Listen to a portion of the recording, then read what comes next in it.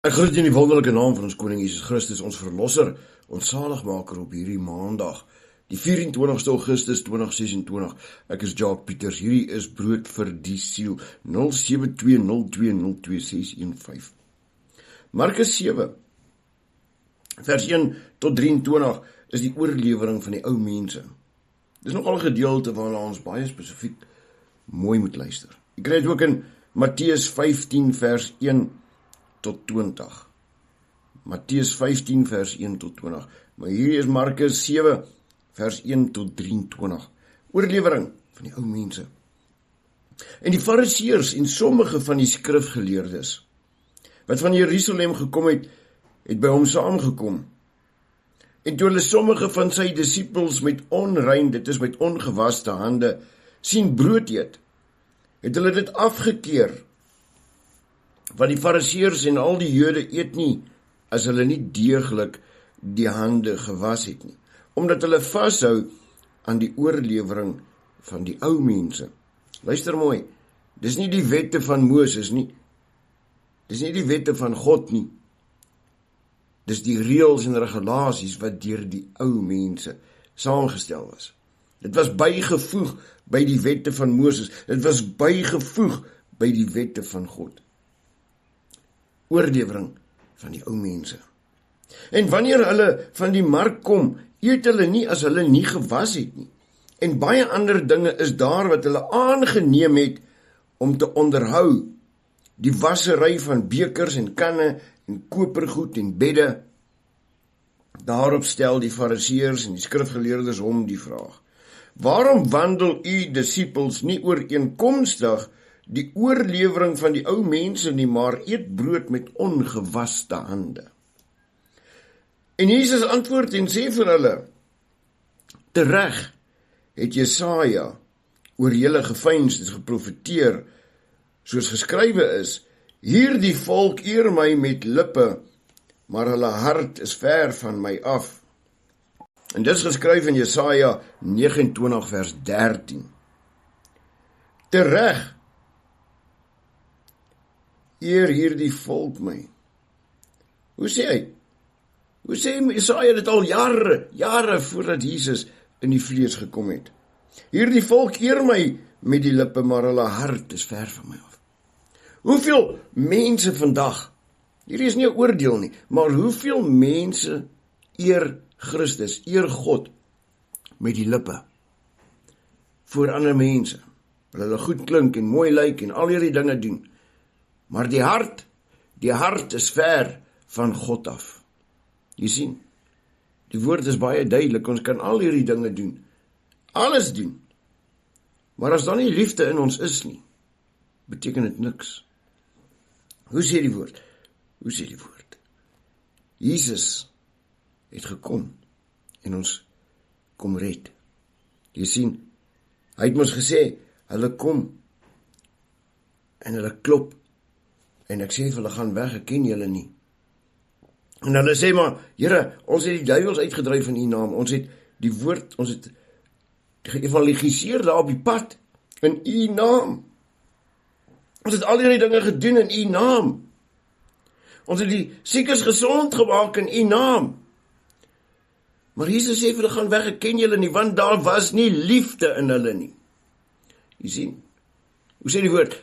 Al praat ons mense engele tale, al doen ons al hierdie wonders, al doen ons al hierdie goeie dinge, as daar nie liefde is nie, dan is dit soos klinken en cymbale.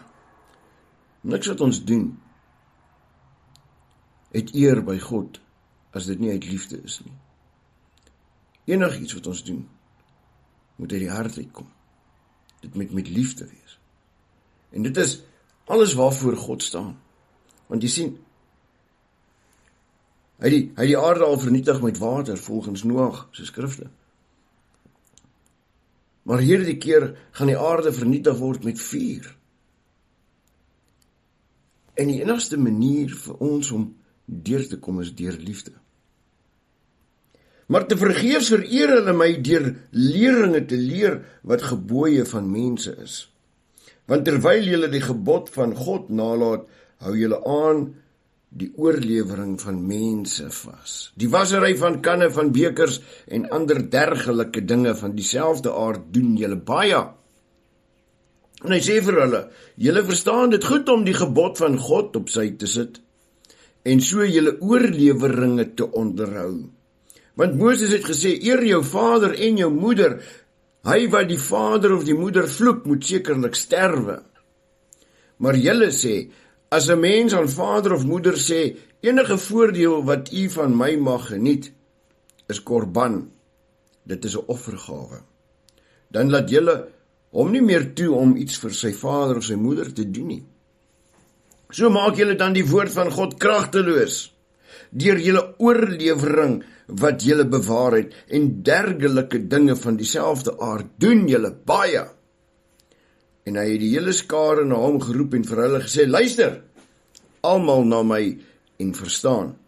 Daar is niks wat van buite af in die mens ingaan, wat hom onrein maak nie. Maar die dinge wat van hom uitgaan, dit is die dinge wat die mens onrein maak. As iemand oor het om te hoor, laat hom hoor. En toe hy van die skare af in die huis gekom het, vra sy disippels hom oor gelykenis.